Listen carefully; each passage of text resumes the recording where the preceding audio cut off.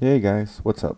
So this week I'm gonna switch it up a little bit and not gonna work on rocks. So I'm making this like environment thing that's stylized, kind of in the vein of like Fortnite and those type of things. So I went online and I looked for Fortnite concept art and I found this really cool tree. And then I figured my scene could use a really cool tree. If I'm not mistaken, you probably already saw a little bit of it in one of the other videos. I wasn't done editing this one quite yet, so so this one coming up a little bit later. So basically, what I'm doing here in 3ds Max is, like I always say, I start with my hard surface stuff here. So I get a general shape based on a picture of the concept art that I inputted into the 3ds Max software in a plane, and I'm just trying to follow generally the, I guess, shape of the whole tree. I'm not really focusing too much on like the weird knots and the weird viney looking things. Just mainly in getting the trunk shape. Because while I am using this concept art to inspire myself, I'm not sticking one to one. Um, so there's a couple ways of doing trees. Most popularly is using this software called Speed which I haven't quite used, but I have used a tree which is similar to it, except it's free. um, there's honestly almost no reason for you to be making a tree by hand like this anymore, other than I guess I wanted to try this out, because I've used Tree and like all those type of softwares, and it's been a long time since I've made a tree by hand like this. And since this one's gonna be stylized, I thought it might give it a little bit more character for me to spend the extra time.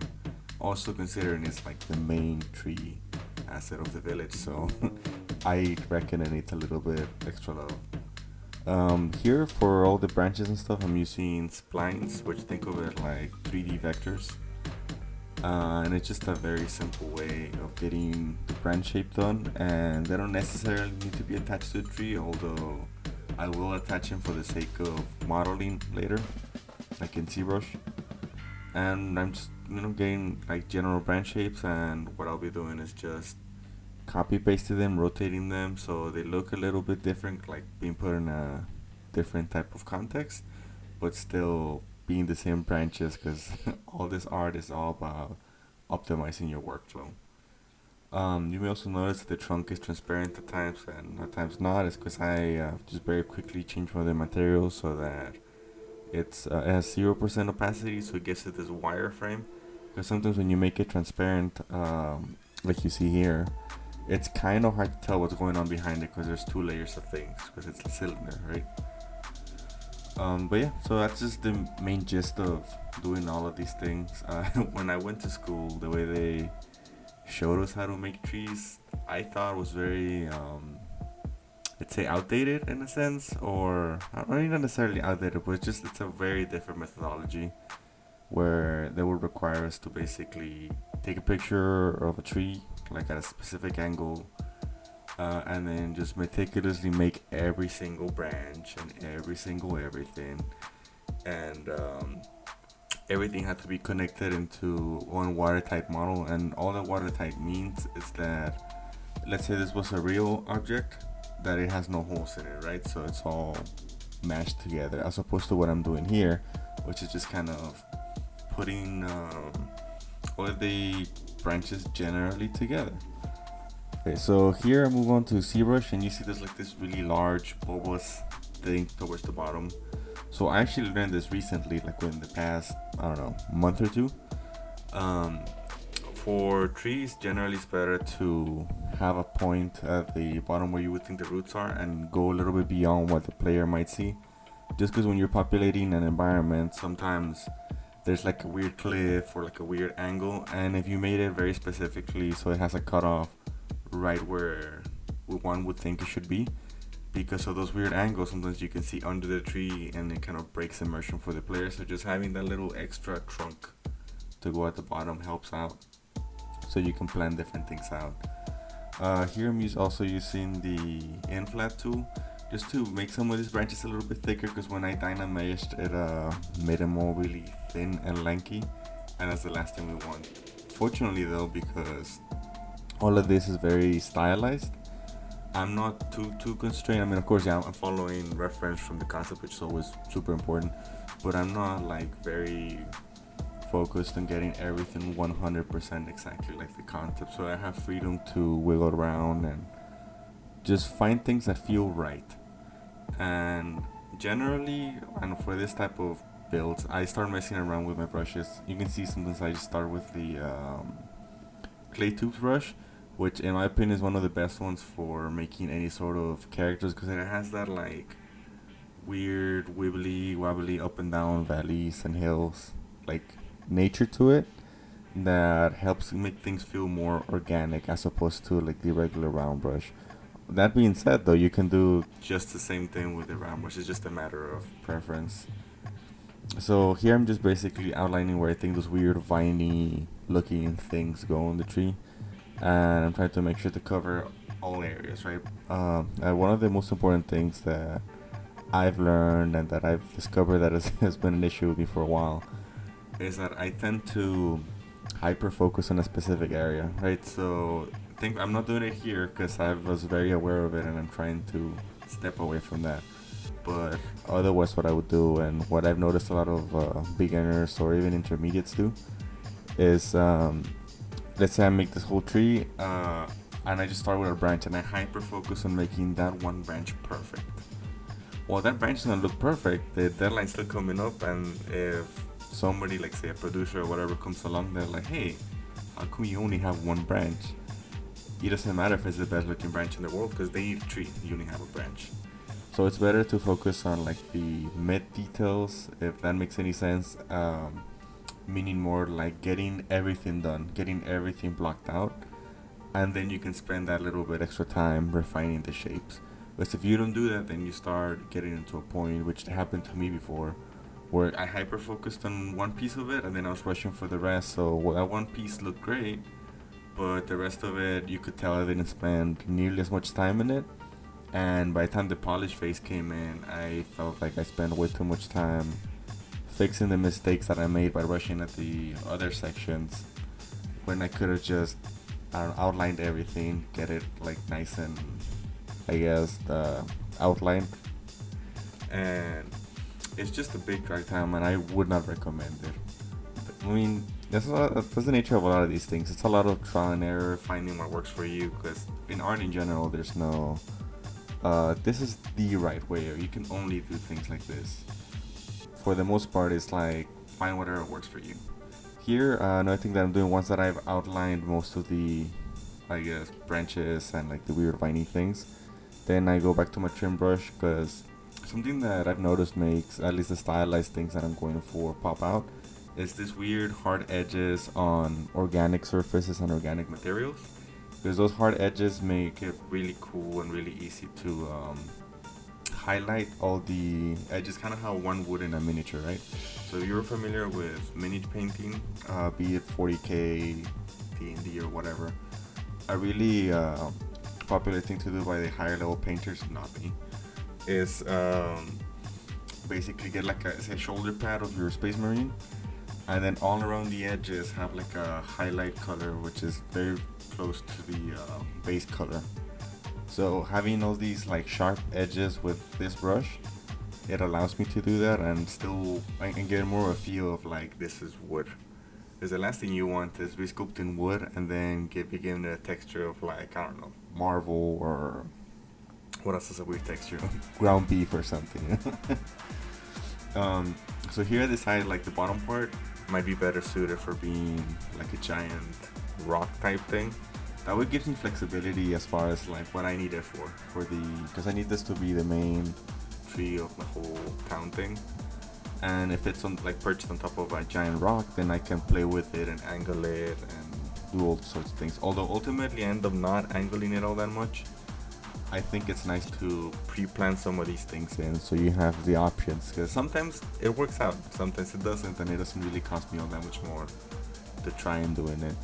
And part of the reason why I ended up also having perched on a rock is because I really wanted to show the tree roots, because I feel that makes the tree feel more alive. Because a lot of the times when I was small, at least, and I was around trees, the things that I remember the most, not necessarily the weird like bark patterns or the weird knots or damage, but much more the roots. The roots, for whatever reason, were always much more interesting to me. And although here I just only did like some roots slightly, in the future I think I'd like to spend more time on making like some complex looking roots. But for that I have to do a little bit more pre-planning as to how it's gonna be set up. Ideally, you have time to make like a quick concept art so you can visualize it all in your head, and then you have something that you're like going towards to. If that makes any sense. And that's usually what I do, but I ended up not doing that for this. Here you can also see that I added like this weird balls, and I was kind of inspired a little bit from it's Dark Souls 3, I believe, where you're finding this thing called the Cursed Greatwood.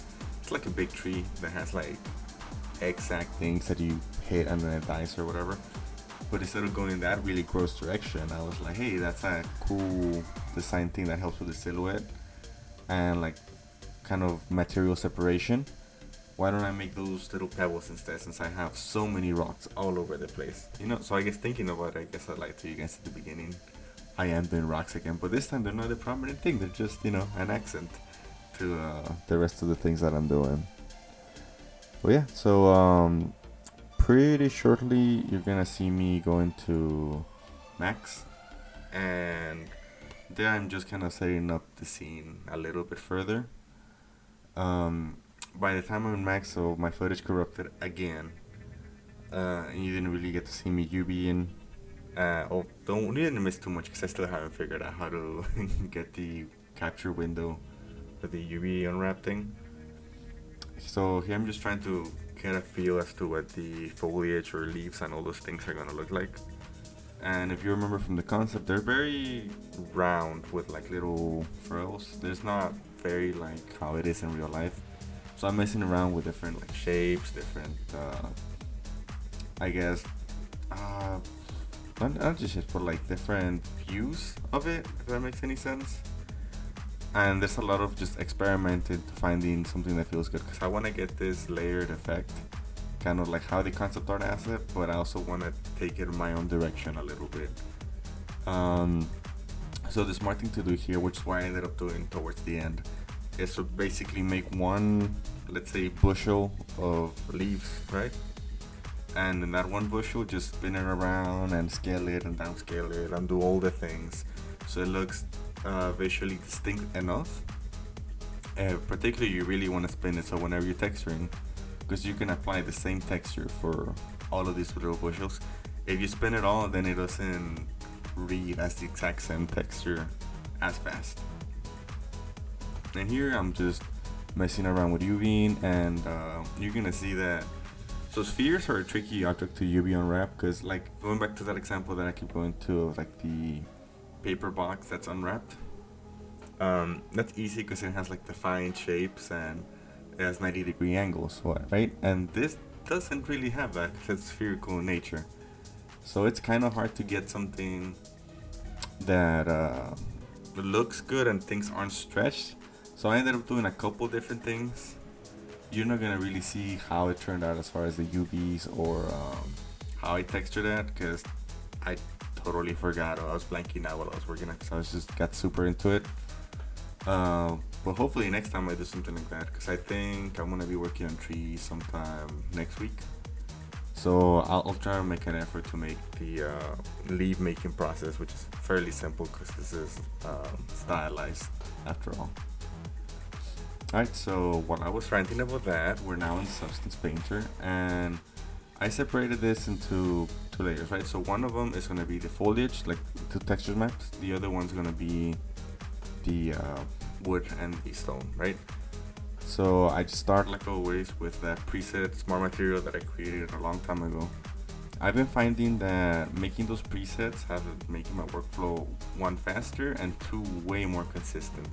Because it's kind of hard to stay consistent across all the different materials if you're remaking it from scratch every time. So I would recommend, if you're going to be doing a lengthy project like the one that I'm in, to do something like that just to help you stay more consistent. Here I get different, I guess, hues and different edge highlights, and I try to moving between them, because sometimes I want like the edge highlights in the middle, sometimes I want them in the top, but like I said in another video, the program doesn't exactly know what you want. It just detects an edge and it highlights it, so it's up to you to, I guess, tailor it to what you need exactly. Sometimes, like here on what you saw, like the whole tree turned black, is I totally forgot to add the black mask, which is what you need so you can use the generator and the material you have pre-selected. So it just deleted all of that, and I was like, oh, what's going on? But it's little things like that. There's like brain farts, but the sooner you can catch those, and the more practice you get, the less those brain farts are gonna happen. And I've been finding that a lot of like making this material separation and things look cool. It's just going in, and after you make the masks and after you use your generators and all those things, and then just modifying the mask by hand, it gives it that little bit more of a handcrafted feel as opposed to completely machined. Because in general, the average user is not gonna be able to tell too much of the difference. But if you get people that are into like art stuff or game artists or anyone that works, they will be able to tell right away. Um, Another thing that I've been liking doing for this project is just adding all this greenery, moss type thing, because it makes the world feel a little bit more lived in. Because currently my town is basically stone and wood, so adding this little bit of greenery, I think, goes a long way into making things feel more alive. And I do plan further on to be adding a whole bunch of like little grass tufts, flowers, like other types of trees, maybe shrubs. I don't know how I feel about shrubs. I've never really liked making shrubs, but if the scene calls for it, once I have the trees, then I'll make them. If not, I think I just have a shrubless forest. But yeah, that's basically all it is for the tree, and there's a lot of going back and forth, trying to highlight shadows, highlight other things, and just experimenting overall. I think for me, that's the second funnest thing out of the whole process. The first one being actually sculpting in CBrush and getting all that high-res detail. Particularly when it's like rocks, branches, or I actually started really liking how to like making gloves, because you get to do the stitching. And I know it sounds kind of mundane, but I enjoy it thoroughly. Alright, so here now we're in Unreal, and I'm just trying to be a show off and go through some of my environments. You can see how the tree ended up looking.